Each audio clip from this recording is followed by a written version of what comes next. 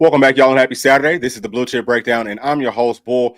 We have a lot of things to cover today just because there are so many things going on with our Tennessee Volunteers football team. I don't know if it's looking too good, y'all. I'm just going to tell you straight up. We've kind of hinted towards it. I think that it really started off with that Nico thing. This is not all about Nico, but there are some issues that we will be touching on today. We're going to try to figure out, is Tennessee in trouble? Not just for this upcoming year, but maybe for the, I wouldn't say foreseeable future, but for the next few years. We have to get that figured out. But as always, please do make sure to like and subscribe to the channel. And I want to start off with the NFL draft. So up to this point, I don't think that Dylan Sampson's gone just yet. I've been busy, trying to get ready to, trying to get ready for the stream and everything like that. So I might have missed it. But either way, up to this point, Tennessee has 3 players drafted that I know of. So James Pierce, first round. Then we had Omar Nomalot going that 3rd round. Obviously, both of those players being on Tennessee's defense. Then we have Dante Thornton going in the 4th round. So hopefully Dylan Sampson does get picked up today. I think that he will end up getting picked up. I think that it's a possibility that Tennessee ends up with maybe 2 more players drafted, but it's not a lot coming from our offense. And that's a problem because Coach Heupel is an offensive-minded guy. And actually, while we're talking about that draft, right, just because that is the biggest thing, and I've talked about this a million times, that's the biggest thing that any blue chip caliber player is looking for. And even if it's not blue chip caliber, I think all players, you could be like a 3-star guy, which, we break down film on the high school players, on the transfer portal players, because sometimes they're underrated. But even as a 3-star guy, you're going to look and see, hey, what schools have put more 3-star players in the NFL. So it's always going to come back to that. Money plays a major role. We will be talking about money today, scheme, things like that. But I want to pull this up first and show y'all how the draft has looked. Now, this is just from the first couple of rounds, or this is from the first 3 rounds, I think. So Tennessee so far, right? So number one, we're looking at how many players have been picked from each school in this draft up to this point. And it's kind of divvied up based off the conferences and things like that. So you see Texas, Georgia, they're way up at the top. They both have 6. That's why they were playing in the SEC championship. They're doing a good job of getting really good talent, and they will continue to get it just because they're showing and proving that, hey, if you come here, if you buy in, you might not need as much NIL money because you know that you can get paid once you make it to the league. But we're putting people, we're putting people into the league. So coming all the way down, you see Tennessee only has 2. So actually, this would just be, so this is just, this is Omar Nomalot and James Pierce. So, we're towards the bottom of the SEC. And I'll just kind of scroll through. Y'all can see that the Big Ten has the 2nd most draft picks. Again, this is just from the first 2 or 3 rounds. And, they're at 29 and the SEC was at 37. You can see that it's very, very top heavy. Not going to be as many schools with people getting drafted. Then you look at the Big 12, only 13. Look at the ACC. And, it's really not even close everywhere else. So this is why you see all these players going to the Big 10 and into the SEC. Like I talked about, that's why. Because these kids want to go to the league. And, these programs have the resources to put people in the league. So that's the number one part. All right, I'm gonna get into some of these chats here real quick because I see that we have a couple. This right here. Okay, hey, listen, sorry that I was a little bit late. We always have, sometimes things happen. I just want to make sure that the show is as clean as possible. If I'm talking about something and if y'all can't see it, let me know inside of the chat because I want for y'all to see what I'm pulling up. I put a whole lot of work into all the graphics and all that type of stuff. So this next one right here is from Super High Fire saying that Sampson went to the Browns. Okay, good. So that's good. Shoot, he went to a team that's got a lot of running backs, though. I think they took a running back earlier in this draft. I think that they still have Chubb too. So, but he's gonna find his way. I can guarantee you that he's gonna be just fine. Okay, so seeing the same thing here. All right, so I'm happy that he got drafted. That's huge. All right, let's go ahead and get into some of the things that we're gonna be looking at today. I want to start off right here with the NIL losses because we know that Tennessee's supposed to be hosting several people in this coming up this weekend from the transfer portal. And one of the guys that everyone wants for Tennessee to add is the wide receiver Marion. So he's a guy that can play inside, outside, but he's not coming up. He's the veteran that we talked about Tennessee needed. It feels a lot like that was probably had something to do with NIL, probably mostly NIL, but also we know with Tennessee's quarterback situation, it's going to be tough to go get a veteran wide receiver to come and play for a quarterback that's not proven. So, that really hurts. Okay. We will talk about who else Tennessee's targeting, but I wanted to start off right here just to let you know that, hey, Tennessee is having some money issues. That is, Tennessee's having, we're not putting in as many players to the NFL as some of these higher caliber, SEC programs, right? So we looked at Georgia, looked at Texas, and then, it was us. Those are the three teams that made it to the playoffs from the SEC last season. They had way more talent. Everybody knew that. So what it does speak to is the coaching of this team to be able to make it to the college football playoffs with significantly less talent last season. But we also are now having some issues with NIL. Texas is not going to have problems with that at all. Like, they're doing a great job in this transfer portal window.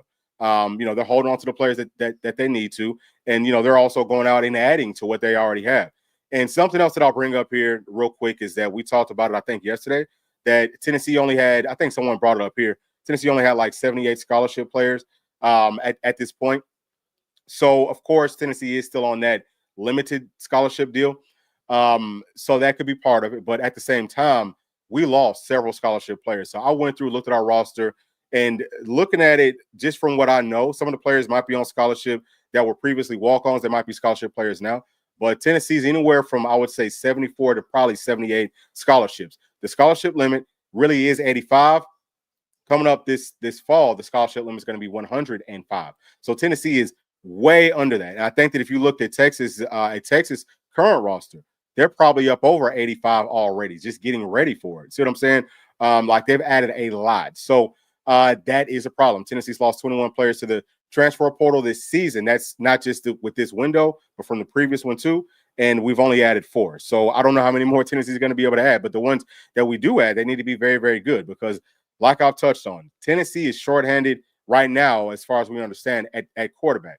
That is a huge part of this offense. It's a huge part of any offense, but especially Tennessee's offense. The quarterback needs to be able to ball. So we have to pick up what could be slack in some other places. Anyway, these are some of the previous ones that, with some NIL issues. I think most of them were for sure NIL, but missing out on guys like Marion, that most definitely hurts. And you have to wonder, how much money does Tennessee have moving forward to add anyone else? Okay, so this is why, as we've touched on, Tennessee needs a GM.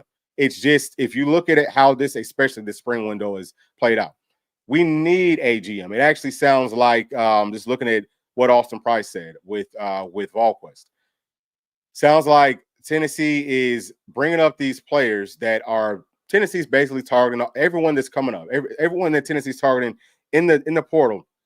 We're looking at them to basically be backup outside of wide receiver, but they're asking for starter money. And we don't want to pay these backup guys more than our starters. So nothing is really organized as far as, hey, what's going to happen if this? We understand that this is the last portal window before things are going to change. So we know that people are going to be asking for more money. They've asked for more money since NIL started. And I think every single window, they've asked for more and more and more and more. NIL is not the problem. I think that the transfer portal is a much bigger issue, but that's not the point here. The point is that we have to have things in place. We can't say, hey, we're going to pay somebody, like, we'll just say one of our starters at like wideout. Or no, I'm not going to say that. We're paying one of our starters at safety, okay? Because now Tennessee does need a safety. We're paying them, we'll just call it $500,000. But we know that the market inside of the transfer portal for safeties is going to be, $650,000, right? And we need to add depth. So you either need to hold on to what you have, okay, and don't let those players leave, or you have to be ready to say, hey, we're going to upgrade and we're going to spend this money. So if it means that you've got to pay the new players more, and also pay the ones that are already there a little bit more, just so that they don't feel some type of way. Or if you need to implement some different systems where hey, we're not going to let y'all talk about how much y'all are getting paid. If we find out that you're doing it, you're going to get cut from this team. You have to do things like that. And I'm just not seeing it. And I would also say that if Coach Heupel knows, hey, we don't have enough money, he probably doesn't want to do this. I don't think that this is his personality, but we've seen other programs do it. If it's not him, maybe Danny White. Somebody's got to do it. You got to get on social media and you got to ask the fans for some more money. If the big boosters can't foot the bill, you got to get the money. Like, we're not going to win if we don't have money. Like, that just is what it is. The ceiling is going to be pretty low now because these kids do want to get paid. And like I said, Tennessee's not, we made it to the playoffs last season, but, we lost in that first round. We got blown out. I think that it looks pretty decent. At least you can speak to that. But we're also not doing the best job of putting out NFL talent. So we don't have a whole lot of things going for us. And I'll touch on this here very, very briefly, and then we're going to move on.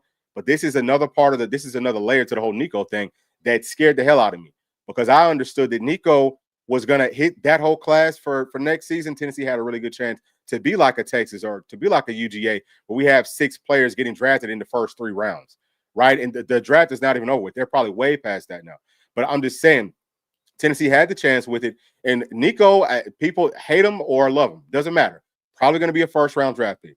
That looks really, really good. You need to be able to continue to bring in really good quarterbacks, and they can't fizzle out, okay? Because if they fizzle out, then we're not going to be able to keep on doing it. Coach Heupel's done a good job up to this point. He's done a brilliant job. I think he's done the best job maybe out of all the other coaches. But, you know, I guess you could maybe argue that just because Nico, right? Like Nico's situation, we should have had something in place for that. We should have understood what we were dealing with, and we can't just let that happen. But either way, for us to be able to continue to go out and get really high caliber quarterbacks and hold on to the ones that we do bring in, they have to go on to the league. So we're going to go on to the next portion. All right. This right here. Okay, so these are the stats. These are the stats from Tennessee in 2024. So from last season, offense and defense. I wanted to bring this up just so that we could talk about where's Tennessee's, where was Tennessee's roster at? How did the team look, and where do we think that we could get better at? Where do we think that we're going to be taking steps back at this year? So you look at the offense, ranked number 15 overall. Okay, scoring, we were number 13. So top 15 in both of those categories. That's really, really big with the offense. And we will dive a little bit deeper into some different things. Trust me when I tell you that, because I want for people to see what's actually happening. I got these numbers. I got this from NCAA.org. Either way, okay. The offense wasn't as good as it has been previously. It wasn't as good as 2022. But we found a way to put up points and to have a good offense from top to bottom. Now, looking at the offense, you're looking at passing. All right, passing and sacks. Passing, sacks, and then also, in that red area. That's where Tennessee struggled at the most, okay? So with the passing, again, we're going to look at it closely. But I can tell you right here, right now, a lot of that was based off of Tennessee's wide receivers. A lot of that was.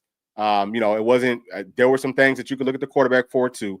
And obviously the passing game is going to work hand in hand with those sacks. Okay, the offensive line was not great. We're going to look at that. I think the Tennessee scheme, and I've talked about this 500,000 times, the scheme has to get better. We think that is going to get better this year. There's got to be a lot more underneath stuff. There's got to be a whole lot, more quick game stuff. That's going to help us. And as far as the red zone, I think that Tennessee could have tried to use Nico's legs more last season. Can we do it more this year? We don't have a guy. I don't feel like that's as good of a runner as Nico is. I think that can help, but also the scheme's going to help there too, right? So talking about Tennessee's defense, not a lot to even look at right here, just because everything was really, really good. Outside of sacks. Okay, so I could point to the sacks there. We have to do a much better job of closing, and that's going to work hand in hand with Tennessee's passing defense, which at number 29. Versus the type of schedule that we play inside of the SEC, I don't think that that's too bad. All right, so let's move on to the next portion right here. Okay, so we'll start with the offensive line pressure rates, and this is just with the SEC from last season. You can see that Tennessee's at number 8. I think that if we're talking about, number one, Tennessee needs to be better in a lot of places last season. For us to have a realistic shot to maybe make it back to the college football playoffs. I think that this year, the SEC and the Big Ten both get in 4. I think that Sankey and them, they about to pull rank. You know what I'm saying? Like, they about to, hey, this is our stuff. You know what I mean? Like, y'all are benefiting off of us. So I think that we need to be top 4 in most of these categories. You don't have to be like that in every single one, but the averages need to come out to top 4. And that's what will get us to the playoffs. Right here, we see the offensive line pressure rates. We were at number 8, so 24.4%. Okay, so right in the middle of the pack. All right, so now we're going to break this down a little bit further. Let's talk about where was the pressure really coming from. So this is the offensive tackle pressure rate, and this is just with players with 100 snaps or more. Okay, this is where Tennessee ranked at. We were at number 9 in the bottom half of the SEC. So our tackles, and we all know this, they didn't do a very good job. But the pressure rate was at 6%. Okay, and that's the average of the players over 100 snaps. I think that the tackle room could take a step forward. I think that David Sanders is actually going to play better than John Campbell did. Based off of what I've seen, he already looks better. I'm just telling you straight up. I don't have to lie to you. I'm telling you straight up. Lance Hurd looks better than he looked last year, too. Now, we've got more depth behind those tackles as well. We lost Larry Johnson. We also lost Trevor Duncan, but we still have some guys that I think are going to be a little bit better than what we had as backups last season, just based off of the caliber of these players, how much they're going to grow, how much they've already grown, and how much more that they will grow before the season starts. So this is a place that I'm definitely expecting Tennessee to take the step forward at. Is it going to be good enough to, I would love for it to be top five. If it's top five, I think it definitely needs to be for sure top eight. It might have to be top five just because we don't know what the quarterbacks look like. We've got some guys that can move around, but I don't know that they're going to be able to make as many plays out of bad situations as what Nico did last season. That's why the scheme, again, is going to be so critical to this team. Next, let's talk about guards. Right here, Tennessee did a good job. We talked about that all season long. Tennessee's guards looked good. Now, I think that Sprague struggled more than Andre Carrick did. Andre Carrick and Cooper Mays were our best two offensive linemen last season. They were our most consistent. And Sprague had some good games, but there were some things that I didn't absolutely love. Some of that might have been based off of the blocking scheme. It looks like we've changed some of the things within Tennessee's blocking scheme. So being at number 5, and we know that we went out and got Wendell Moy, who I think is an upgrade at left guard over Andre Carrick. And we got Sam Pendleton. We also still have Jesse Perry. We also have Sham Umarov. I think that all those guys could be on par, if not better, than what Sprague's was last season as well. So I expect for this to get even better. Okay, again, along with the scheme and everything else, I expect for Tennessee to be able to move up, maybe to like top 3. That's just what my expectations are. We will see. Okay, some of that's going to be based off the quarterbacks too. Now, centers, Tennessee's in a good spot here too. All right, so we were at number 4 last season. And I don't know. I mean, I think that this one could be pretty close, but it might take a step back. This is going to be probably Sats. I think the Sats going to be the starter there. Probably going to be, not probably, but it will be his first year starting in the SEC. But he's looked good. I don't think that he's looked bad. Haven't seen a ton of clips on him actually doing live reps, but I think that he's looked very, very solid. But I would say that at worst, this one might drop maybe 2 spots. So all in all, maybe the guard room moves up, tackle room moves up, center room might move back, or just center period might move back some. But I think that the overall average could be better than being in the bottom half of the season, or being in the bottom half of the league like it was last season, right? And that's what Tennessee's going to need. The offensive line really, they're going to have to step up. So now, this is something else. This is just talking about quarterbacks. This is the average time to throw, and I got these numbers from Pro Football Focus. All right. So, looking at this, you can see Tennessee's at number 10, bottom half of the SEC. All right. So it took us 2.99, almost 3 seconds to throw the football last season. And that's from the snap to the, hey, we're throwing it. Now, I've watched enough film to know that in some situations it was on Nico, but really Nico, I think, did a pretty good job of, I'm going through 1-2 reads, and then I'm trying to scramble out. And I didn't look at it that way early on in the season last year, because I didn't have a big enough picture of how the whole season was going to look to understand it. Man, like, we're not calling the right types of plays. Everything's taken way too long. He was holding and waiting on people to get open. And if they weren't open, he said, I got to make something happen with this. So, we need to do the exact same thing. Really, we have to be better than that, I think. I think that this season, Tennessee needs to be, I'm going to say, if we could be top 5, that's where we need to be. I think that we need to aim to get in that sort of a ballpark for the offense to work the way that it's going to need to operate. You know what I mean? So we're going to go on to the next one. This is quarterback accuracy. And this one's going to look a little bit different. I'm not getting this straight from Pro Football Focus and pasting it in here kind of, because this is Nico. These are all the starting quarterbacks. So you can see that the actual accuracy, this is based off of, where the pass is on the mark. We were at number 3 last season in the SEC. Okay, look at the teams over us. They had some quarterbacks that put up really, really good numbers. So we were accurate. I think that we're gonna have to be pretty close to that. I would maybe say that we could settle for like top 5, but the accuracy's got to be there. It's got to be, especially if we're doing more underneath stuff. Accuracy most definitely needs to be in that ballpark for us to have a realistic shot. Okay, now, let's talk about contested throws. This just means that you're throwing the football into coverage. All right, so this is where Tennessee's at. Okay, we were at number 10. We threw 60 passes into tight coverage. Now, you want to be higher up on this, because what that means is you've got people that are getting wide open. You're able to throw the football to wide open people. So that's scheme, but it's also based off of the quarterback's reads. The quarterback's got to find the people that are open if they are open. So scheme's going to be big. This right here is the contested catches. Notice we was at number 10 before. Now we are at number 16. Okay. Our wide receivers were not making tough catches last year. They just weren't. All right. So that definitely has to get fixed. Only 21 contested catches out of 60 opportunities. Okay. Let's go on to this next one. These are the drops. And you can see that Tennessee is sitting at number 14 with drops from last season. So this is from wide receivers, tight ends, running backs. All right. And actually, we would be, we would actually be at number 15 because Georgia and Texas. This is funny, isn't it? To look at this, these are the three teams at the bottom that made it to the college football playoffs that had the most drops. But either way, I think that we have to do better. Okay, we have to do better because we don't have as strong of a roster as Georgia or Texas. But they were tied for dead last, so Tennessee was really second to last in this category. What are y'all noticing here? Wide receivers could be a problem. Now, this is about the yards after the catch. All right. So again, this is going to be wide receivers, tight ends, running backs. And what you're seeing here, this is actually flipped. So the top teams had less yards after the catch, and the bottom teams had more yards after the catch. So Tennessee really would be at number 14 if we're looking at it. You know what I'm saying? Just as far as, hey, our wide receivers, our guys are not making things happen after the catch. So we needed better athletes there. Do we have that? I think that we 100% do. I do. I think that we've got much better athletes that will make you miss. I think that with this scheme, you get the ball into those playmakers' hands. We should expect for this to go up. All right. So wide receiver is a big, big deal. That brings us to this. Okay. What we've talked about several times. This is why it looks this way. This is why I have it set up this way. The scheme is a big time strength, the number one strength. The offensive line depth is another strength. Running back, tight end depth.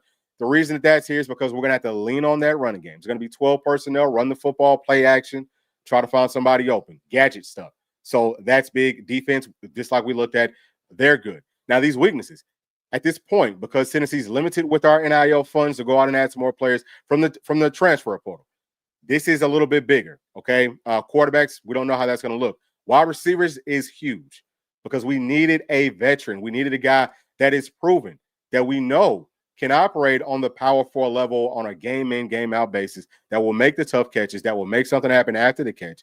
We are down to, as far as I'm concerned or as far as I've seen, one option. Now, that's just for right now. There's probably still some people that's in the transfer portal that Tennessee's going to have to reach out to. We didn't want them earlier because we didn't think that they were good enough. Now we have to go get them. This is what I'm talking about. Like, this is the stupidity. I hate to say it like that, but it just is what it is. Or this is we're not handling this very well at all. At all.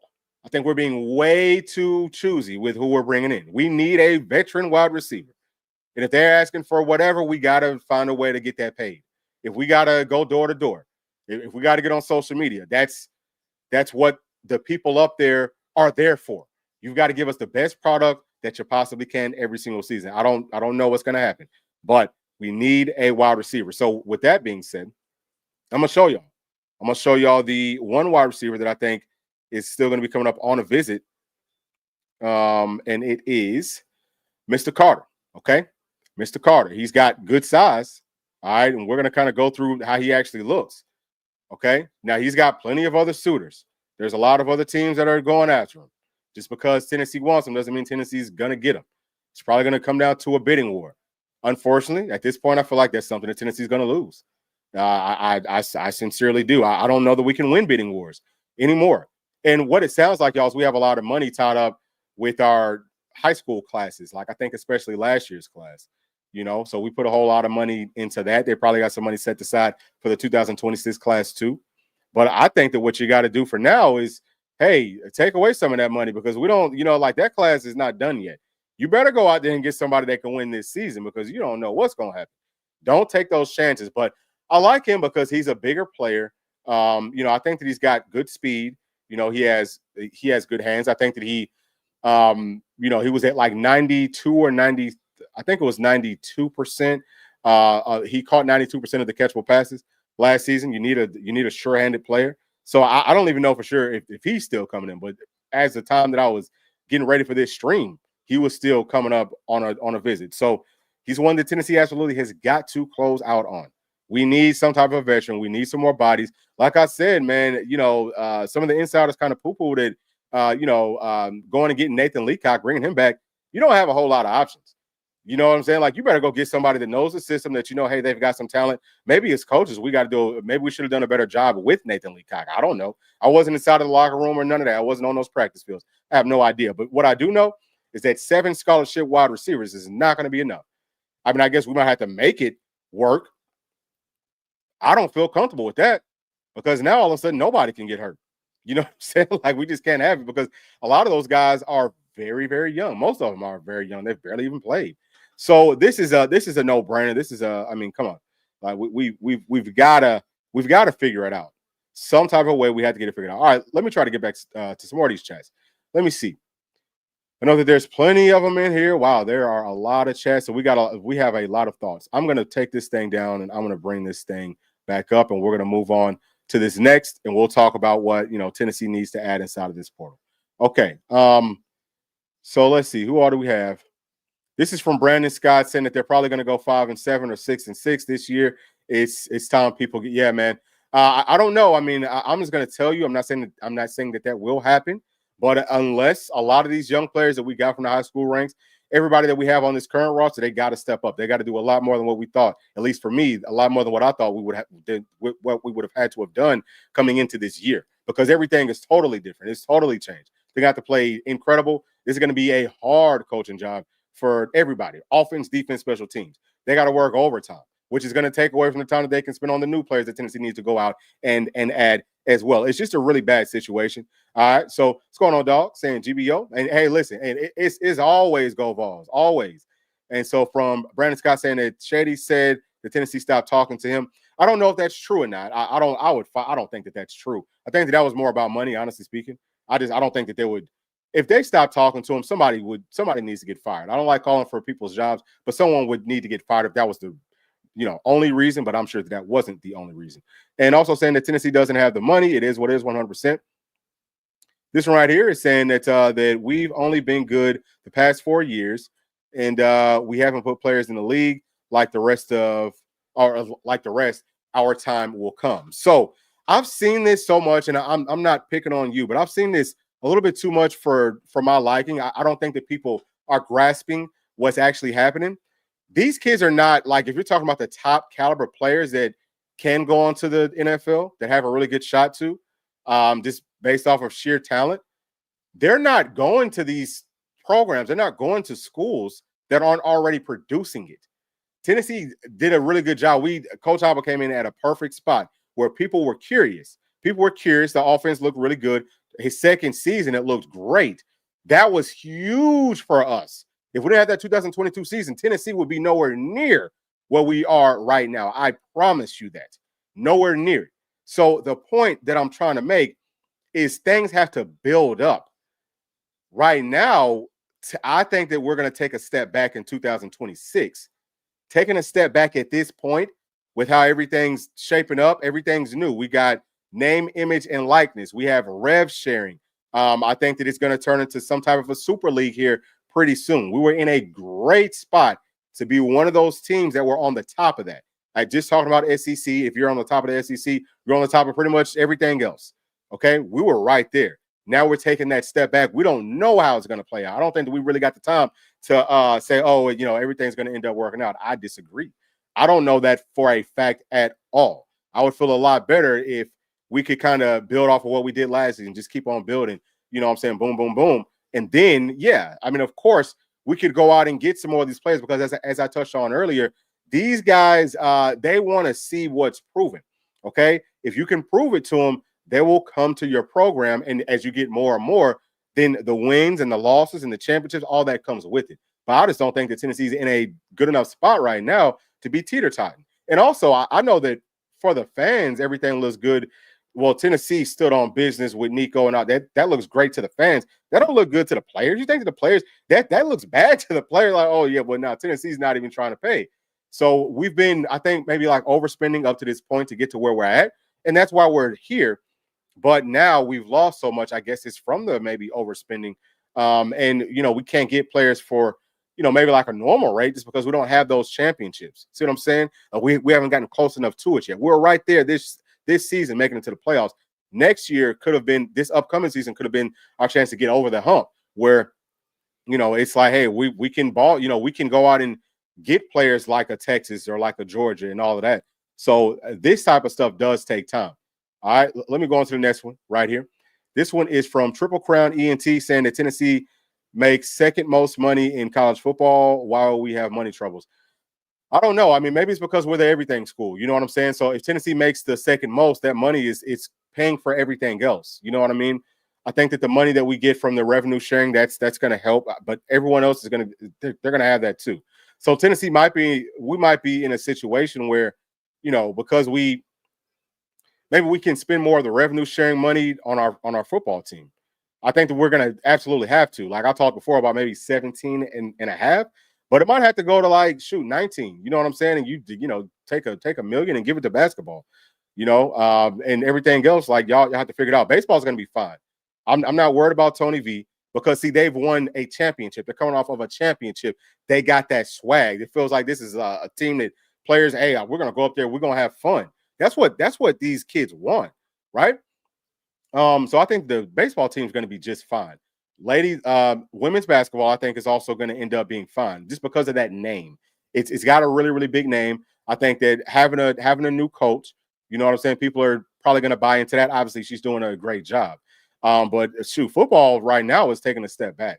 Football is not in as strong of a situation. Basketball, I also think, is going to be fine just because you don't need as much money. Like if we spent whatever, right? Like we spent $4.5 or something million on Nate. I mean, in basketball, you're only going to have, you could probably spend about $10 million and put together a championship roster because it's not as many players. So football would need most of that money. All right. And let me get to this one right here. Saying that because we got 5 other sports competing for national championships. Okay, yep. So you said the same thing. I'm gonna try to get down to a different person right here. Let me skip on down to Daniel Webb's going on. Daniel saying, can they try out players like Pro Day? Yeah, so I'm sure that they have open tryouts. That those players will be like walk-ons. You know what I mean? And hey, you could find some pretty good walk-ons. That happens sometimes, but that's not a very realistic option.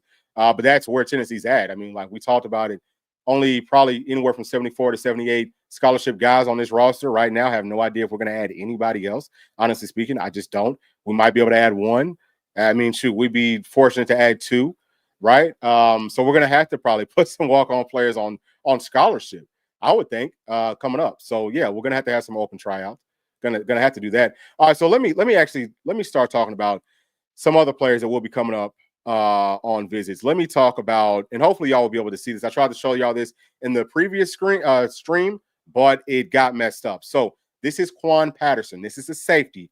Like we said, he was going to come up. We don't know if he's still going to come up because it sounds like he's asking for too much money. So Tennessee can't really bid with him, but y'all can see how he looks. Tennessee needs a safety. Will Kobe Thomas come back? I think that it's a possibility, but that doesn't sound too promising either.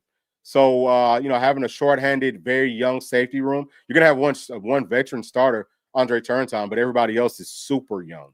They haven't played really any football. You know what I'm saying? Actually, if you go back to that Georgia game, I think one of our starters had a touchdown thrown on him as a true freshman. I don't even know why he was in on that situation because that was a red zone situation versus Georgia. Why in the hell is he in the damn game?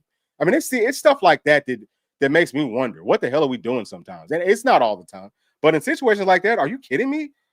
And it's not that we don't have good players and stuff, but dude, put in the freaking veterans. Call a timeout. If people are tired, call a timeout. That's a red zone situation. So, it's stuff like that we're going to have to deal with a lot this year. And we saw it some with Boo Carter playing at star. I'm not, this is safety, but it doesn't really matter. If you're not used to the different route combinations, do you know what teams do? They found Boo. They found the new guys. They found the rookies. We're going at them. We're setting it up for them. We got plays drawn up specifically for them. That's how it's going to be because we don't have any more veterans. You know what I'm saying? Like, I'm not trying to be super Debbie Downer and all of that, but I'm frustrated just like everybody else. Very frustrated with this situation. Okay, so Let me try to get to some more. This one right here is from D Taylor saying that we lost Trevor Duncan. Yeah, we did. We did. He had some type of an injury, and so he's not playing football now. And I absolutely hate it for him. And listen, that's not his fault. Obviously, I mean, like we should all understand that is not his fault. I feel so bad for him. You know what I'm saying? Like my heart goes out to him. I think that he was on his way.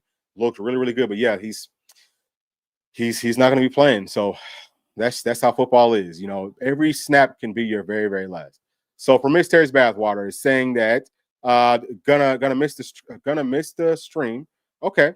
Oh, okay. Hey man, listen. Well, thank you for chiming in, and hopefully y'all have some fun. From JT Lynn's going on saying that we will be just fine. People are in a panic mode. This season will be better than everyone thinks. So I would like to know, what do you think that this season will look like?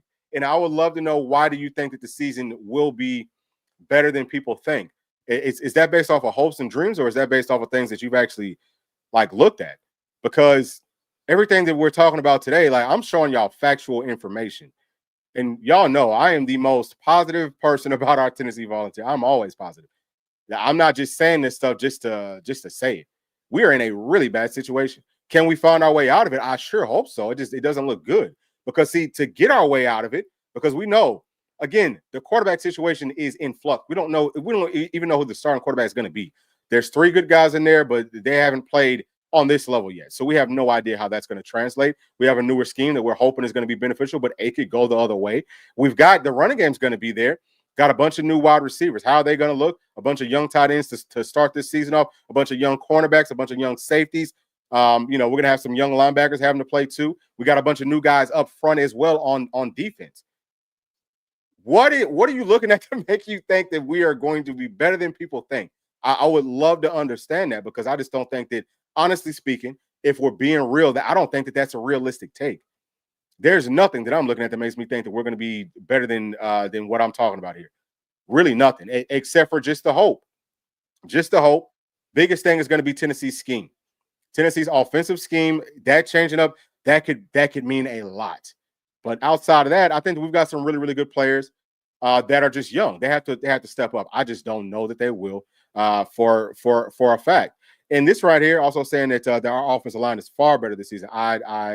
I concur with that, and saying that Nico has major issues going through. Okay, so see, this is where the film study that we do on this channel shows you that that's not necessarily true.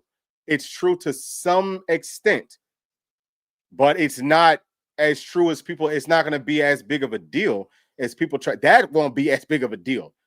For the most part, Nico is trying to throw the football to. That's why we had so many throws into tight coverage, because he was either going to throw it into some really tight coverage or he was going to run. That's why he had 109 carries last season, right? So I disagree with that. I think that that's false hope. If y'all are hoping that we're going to get in some quarterback that can read the field better, and that's going to be all the difference in Tennessee having this great team, or I would say even a 7, I'm gonna say an 8-win team. I'm here to tell you that that's just not true. Now, again, the scheme could help out with that. We give them some easier reads. That could most definitely help us. All right. Let me get to this one right here from Triple Crown, saying that Tennessee has Nico listed at 55.9. So 55.9. Okay. I don't know exactly what you're talking about there. Is that with the accuracy? If that's with the accuracy, then that's totally wrong. So Nico's accuracy last season was 63.8. I want to say, so almost, is that right? Almost 64%. It was either 63 or almost 64%, something like that. But the accuracy that we just looked at earlier, that's taking out drops, because a lot of his passes were also dropped. So if that's what you're talking about. All right. This one right here is from Obleed Orange, saying that why was Nico highly it was raised in my expert. Yeah.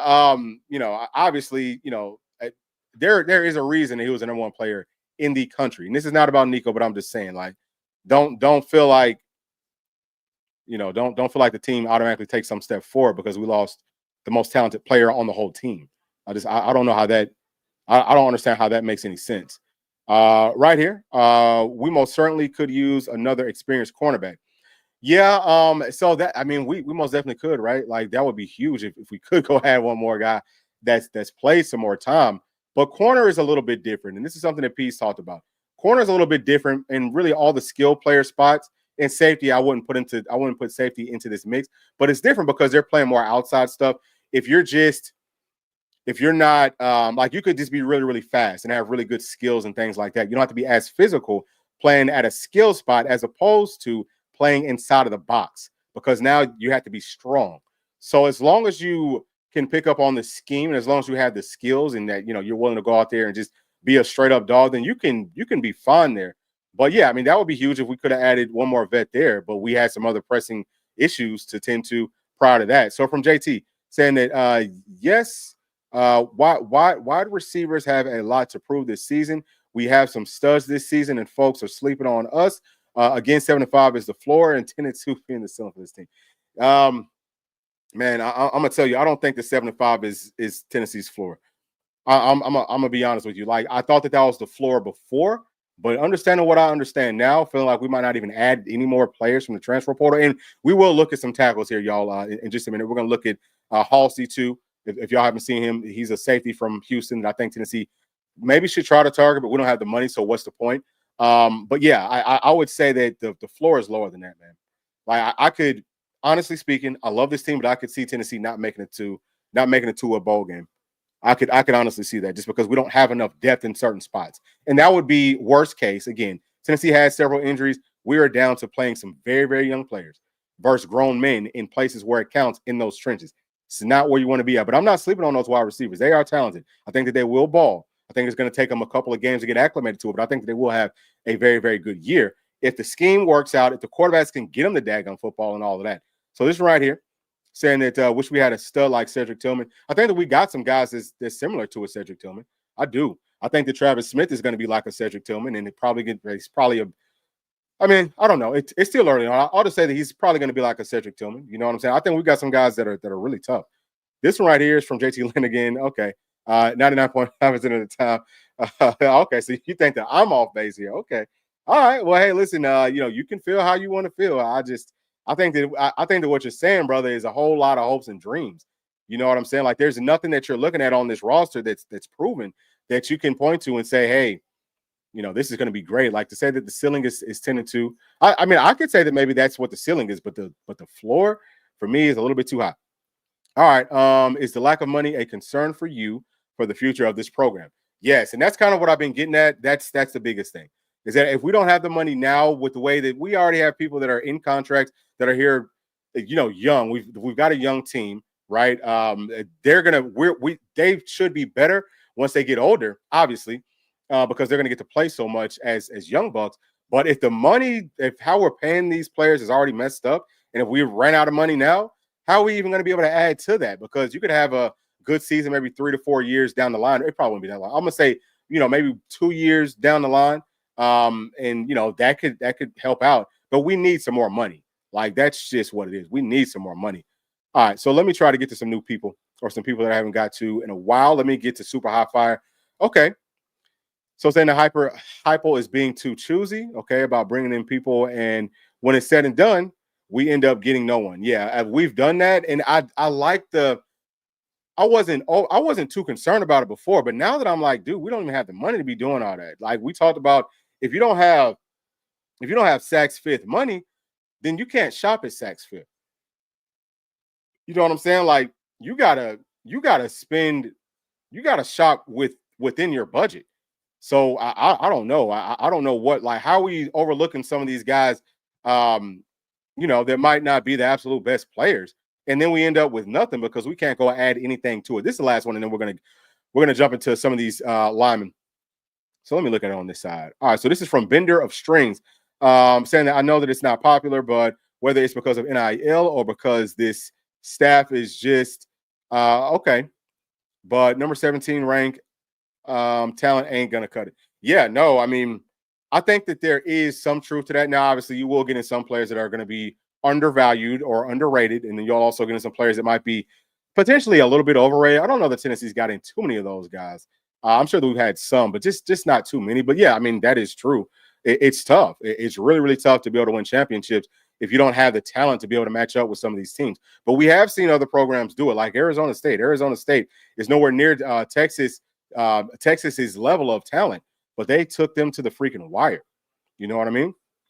So at shoot, Notre Dame had a better roster than Tennessee last season, but they made it to the college football playoffs. Or I'm sorry, they made it to the championship. So there is something to be said about the scheme and how you coach. And I think also maybe the types of players that you get. Maybe Tennessee does need to go out and say, look, we're gonna end up with more of these 3-star caliber players and pay them less so that we can have more depth. And we're just going to coach them up. Like we're going to play young players. We're not going to go to the portal too much. We might add 1 to 2 players from the transfer portal every year. And I think that's what Tennessee kind of tried to do, but we tried to do it by spending too much money on some, blue chip caliber players. And I don't know that we can do that just because it doesn't feel like we have those funds.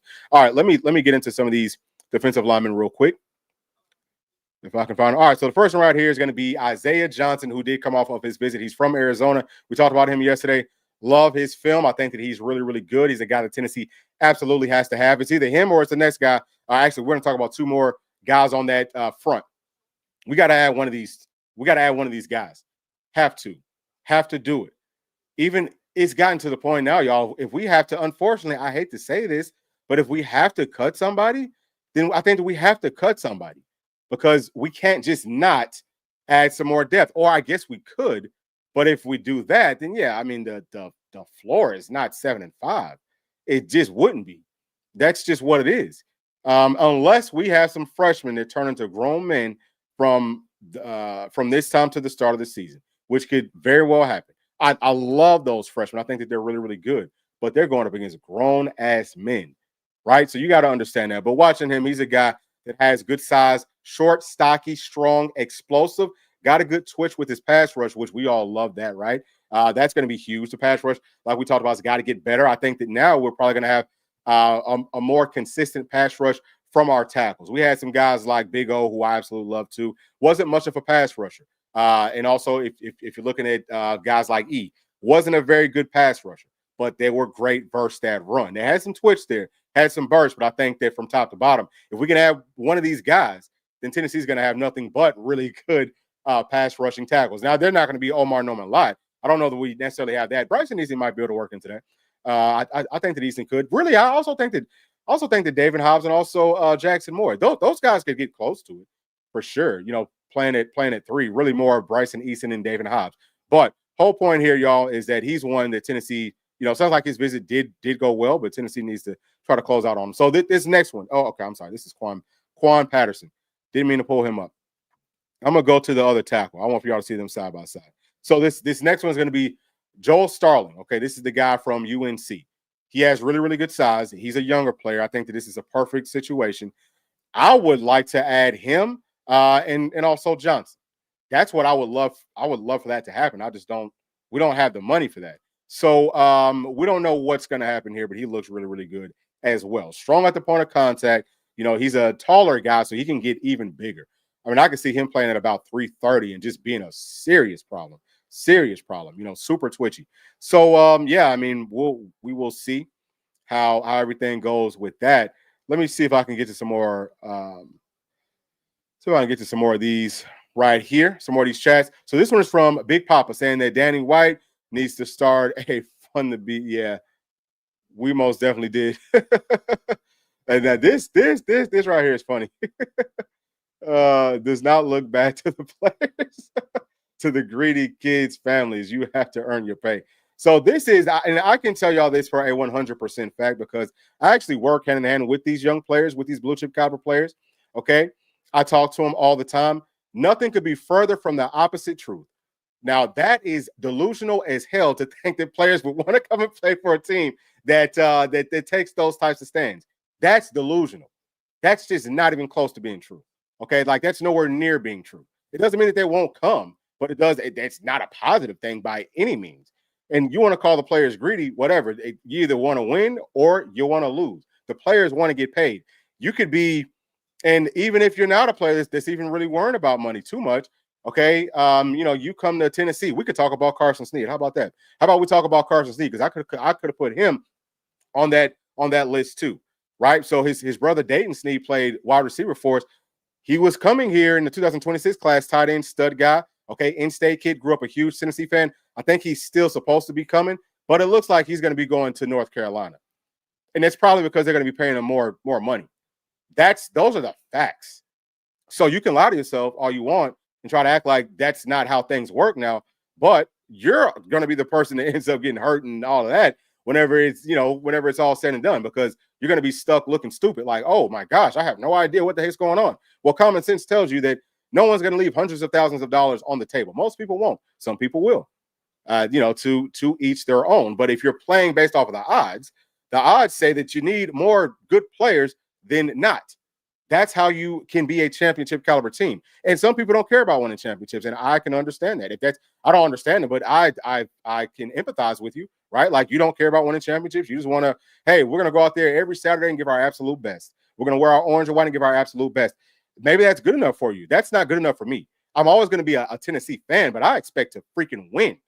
And to win, we've got to be able to pay players. We've got to be able to produce NFL talent. We've got to be able to produce on the field and win. Okay? Like, you've got to, that's just what it is. Like, this is not 1975. I don't know what's going on sometimes. All right. Let me see if I can get to some more of these chats, man, because y'all going to have me going off in here. All right, let me see. So Todd Smith is saying 7-5. Yeah, I think that's pretty realistic. And right here, saying that there's a chip on this team's shoulder. I'm excited. Yeah, I mean, hopefully that does work out for us. You know what I mean? Hopefully that does work out for us. All right, I'm gonna show y'all Marcus Burris. So this is the defensive lineman from Indiana. He could play strong side end. He could also play tackle. Really, really like his side. So if he's playing tackle, he's a 3 technique all day long. I actually might like him. I don't know. I think I might like him a little bit better playing at tackle. But it is good that he's got the versatility that he could also come off of the edge. Not much of he's not going to be the twitchiest edge guy, but I think that as far as stop and run, he looks really, really good. So he's supposed to be coming up. We don't know, will he come up or not, or has he already come up? I'm not exactly sure on some of the dates with this stuff. I had to see the information as that comes out, but I don't know, man. We will see, but he's one that I would like to add. He would probably be more of like a luxury. You know what I'm saying? Just for me, he would be more of like a luxury player that we add after we've already added at least one other tackle. This right here is from D. Sending JT Lynn. At this point, just spamming the chat. Yeah, he's going off. He or she. So I apologize if you are she. Let me bring this back up. One second. Actually, you know what? I'm gonna show y'all AJ Halsey. So this is the other safety. Just in case y'all haven't seen him, this is the other safety from Houston. I really like his game as well. But like I said, probably not realistic that Tennessee is going to be able to get him. All right. Let me see. Okay, so I'm gonna try to get this one out real quick for my dog D. Appreciate y'all for chiming in too. Let me see what my dog Scott V is saying. All right, so okay. So saying it yeah, so that is those are facts. Nico could have gotten injured and we would be in the same spot. This roster was never going to win a championship. So with that part of it, I definitely disagree. Now you could say that any year because see, like you could look at any roster and say the exact same thing. Well, yeah, people could have got injured and then all of a sudden the team's not as good. But to sit here and say that right now, while people aren't injured prior to the season starting, just to try to figure out, hey, where's Tennessee going to end up? What's the overall record going to end up looking like? I find it hard to say, well, it's the same as it was with Nico because Nico could have got hurt. I will look at it more like, how does it look with everyone healthy? With everyone healthy, we had a better chance with Nico. Now, I disagree that we didn't have a chance to win a championship with Nico because whenever you have a quarterback like that, you always have a chance to win a championship. We could go back for years. We could look at Cam Newton, right? Look at what Cam Newton did. Okay, comes to a really bad Auburn team. All right, like Auburn didn't have very much talent. It was him. They had a couple of guys that made some plays really based off of Cam, based off of a really good offensive scheme and system that had a quarterback that was pretty much handcrafted to run that offensive scheme and system. And the defense was opportunistic. I could have seen Tennessee being that way. Actually, Tennessee's roster this year with Nico would have been better than that Auburn roster was, I believe. Now, I'm not going to say that Nico is Cam Newton because last season he wasn't Cam Newton. He wasn't Cam Newton in that season with Auburn where he pretty much won the national championship by himself. He wasn't that good, at least from 2024's year. But it doesn't mean that he didn't have the talent to not just be as good, but to also be better. That's the difference, is that Nico did have that high ceiling. He still has it.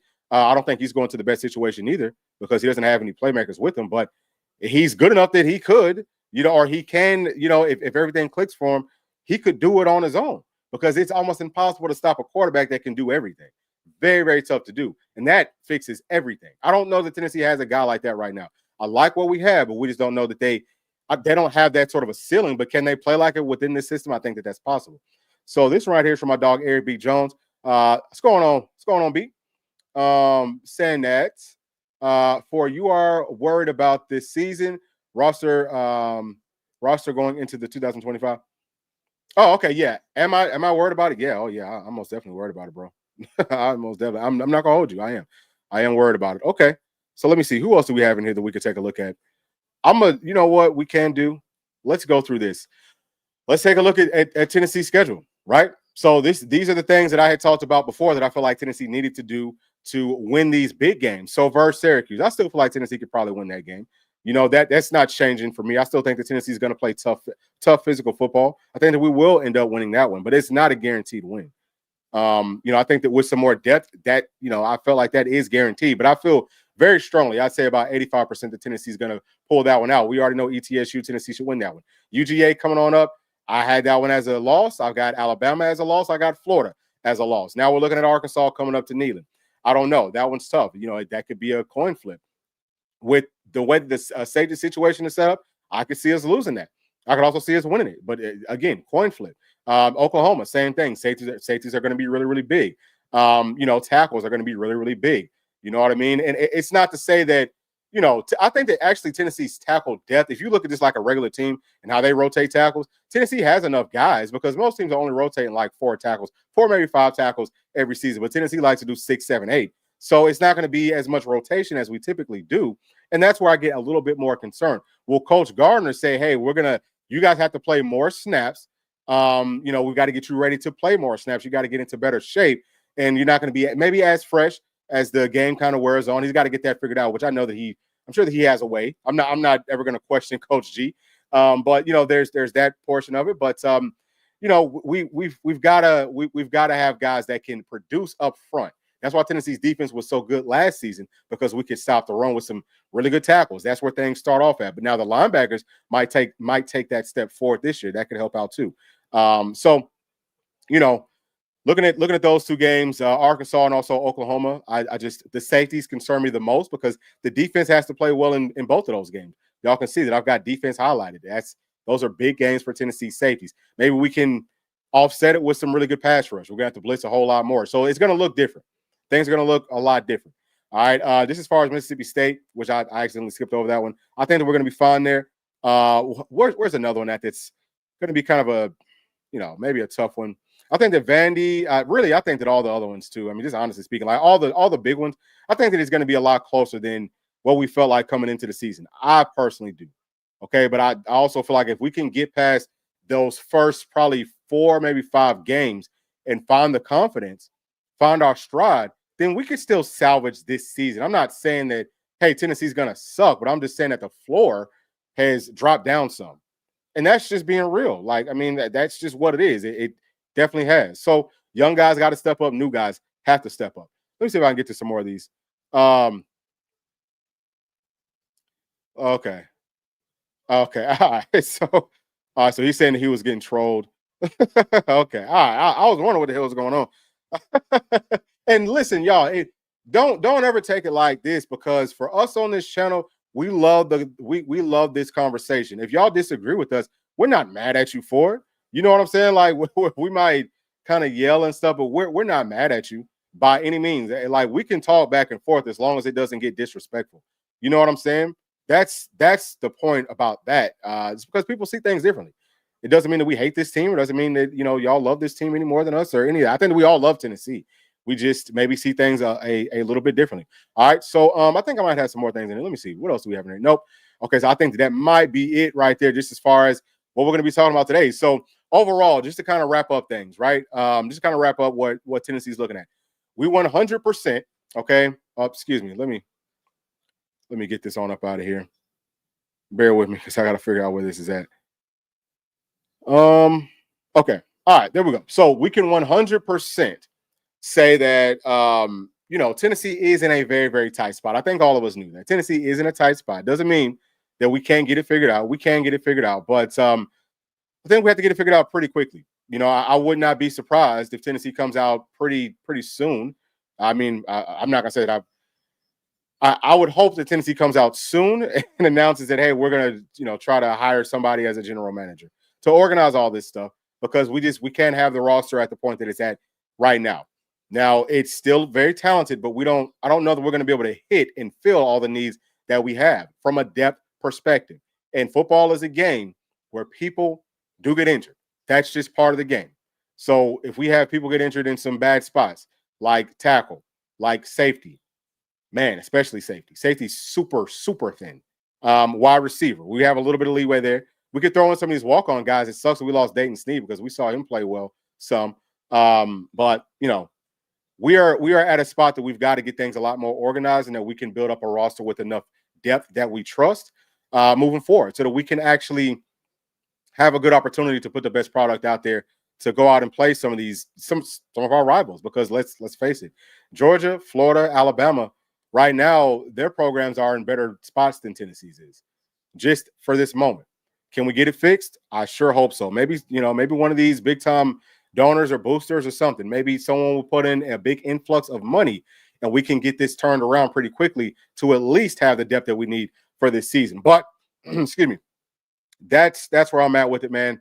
Thank y'all so much for tuning in. And we'll probably come back to y'all tomorrow. If something happens today, we're going to take we might come back and kind of talk about that. Hopefully we have some really, really good news, some really, really positive news. Young guys, okay, for anybody that's a family member, or if you are one of the players on Tennessee's team watching this, y'all can get it done. Young guys, new guys, everybody that's on this current roster, y'all can get it done. There's got to be a whole lot of work being put in. It can't be no slack. We got to demand excellence from everybody inside of that building, from top to bottom.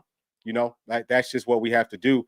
And if we do that, if we get bought in, then I think that we can still salvage, and I'm not saying it's going to be a horrible season, but I think that we can salvage it to the point that maybe we could still push for a playoff spot. But that's going to be the only way. So anyway, y'all, thank you. Please do make sure to like and subscribe. We'll see y'all on the next one. Thanks. Peace.